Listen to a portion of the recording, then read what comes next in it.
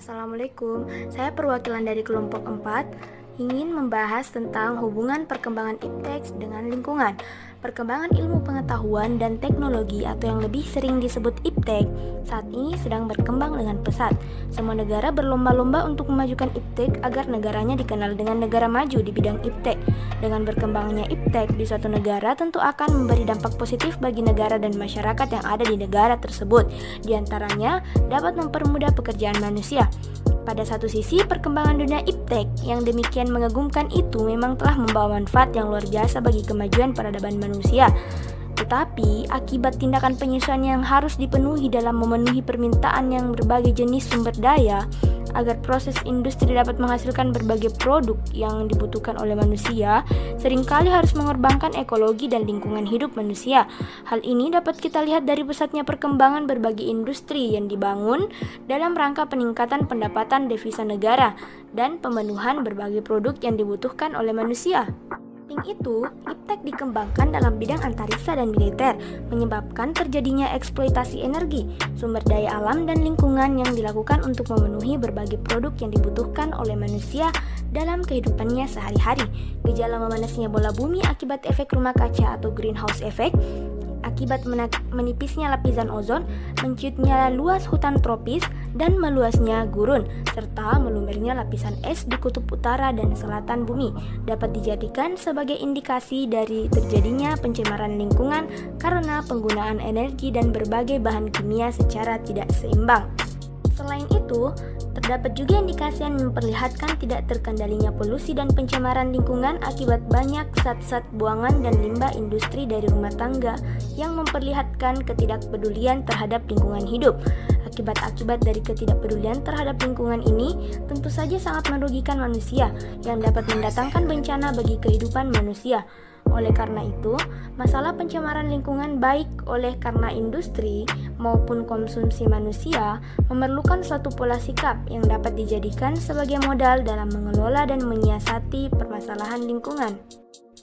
Nah, sebaiknya dalam mengeksploitasi sumber daya alam dan lingkungan serta kegiatan yang berorientasi pada teknologi yang dilakukan oleh dunia industri tidak hanya bertujuan meningkatkan keuntungan ekonomi semata, tetapi harus pula memperhatikan lingkungan dan sumber daya alam serta diiringi dengan kemauan untuk menyisihkan biaya pemeliharaan lingkungan serta perlu dilibatkan masyarakat dalam pengawasan pengolahan limbah buangan industri agar lebih intens dalam menjaga mutu lingkungan hidup.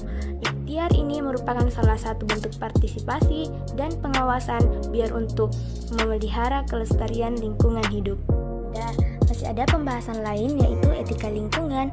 Etika dapat dipandang sebagai kebiasaan hidup yang baik dan diwariskan dari satu generasi ke generasi lain. Etika berisikan aturan tentang bagaimana manusia harus hidup yang baik sebagai manusia, perintah dan larangan tentang baik buruknya perilaku manusia untuk mengungkapkan, menjaga dan melestarikan nilai tertentu, yaitu apa yang dianggap baik dan penting. Dengan demikian, etika berisi prinsip-prinsip moral yang harus dijadikan pegangan dalam menuntun perilaku. Etika lingkungan dapat dibedakan menjadi etika pelestarian dan etika pemeliharaan. Etika pelestarian adalah etika yang menekankan pada mengusahakan pelestarian alam untuk kepentingan manusia, sedangkan etika pemeliharaan dimaksudkan untuk mendukung usaha pemeliharaan lingkungan untuk kepentingan semua makhluk. Etika ekologi dapat dibedakan menjadi etika ekologi mendalam dan etika ekologi dangkal. Ekologi dangkal merupakan pendekatan terhadap lingkungan yang menekankan fungsi lingkungan sebagai sarana penyelenggaraan kepentingan manusia dan bersifat antroposentris. Poin-poin penekanan dalam etika antroposentris adalah sebagai berikut. 1. Manusia terpisah dari alam. 2. Mengutamakan hak-hak manusia atas alam, tetapi tidak menekankan tanggung jawab manusia. 3. Mengutamakan perasaan manusia sebagai pusat keprihatinannya. Jenis etika antroposentris. 1. Etika antroposentris yang menekankan segi estetika alam. 2. Etika antroposentris yang mengutamakan kepentingan generasi penerus. Nah, untuk pelaksanaannya, berikut terdapat beberapa prinsip yang dapat menjadi pegangan dan tuntunan bagi pelaku manusia yang berhadapan dengan alam. 1. Sikap hormat terhadap alam, respect for nature. Hormat terhadap alam merupakan prinsip dasar bagi manusia sebagai bagian dari alam semesta dan seluruhnya. Setiap anggota komunitas ekologis termasuk manusia berkewajiban menghargai dan menghormati setiap kehidupan atau spesies serta menjaga keterkaitan dan kesatuan komunikasi ekologis.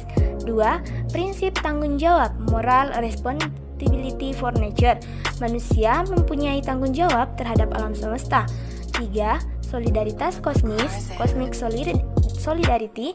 Prinsip solidaritas muncul dari kenyataan bahwa manusia adalah bagian yang menyatu dari alam semesta, di mana manusia sebagai makhluk hidup memiliki perasaan sepenanggungan dengan alam dan dengan sesama makhluk hidup lain. 4. Prinsip kasih sayang dan kepedulian terhadap alam, caring for nature.